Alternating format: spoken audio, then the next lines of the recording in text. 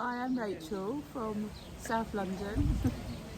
I came here just to have some time for myself, spend time with like-minded people and just get more flexible, I think, with Pilates and yoga.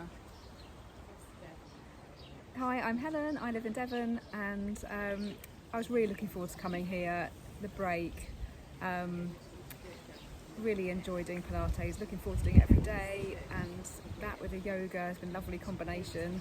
The weather's amazing, it's been fantastic to meet a really nice group of people. It's a really nice atmosphere here, and just having a really lovely relaxing time and feeling very fit and flexible.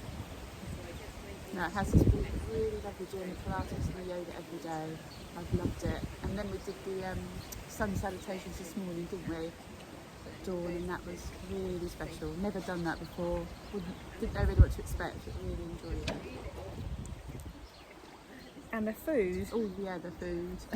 Absolutely amazing, really super healthy, plenty of it, and just really vibrant, colourful, healthy food. Really loving that. Looking forward to every meal.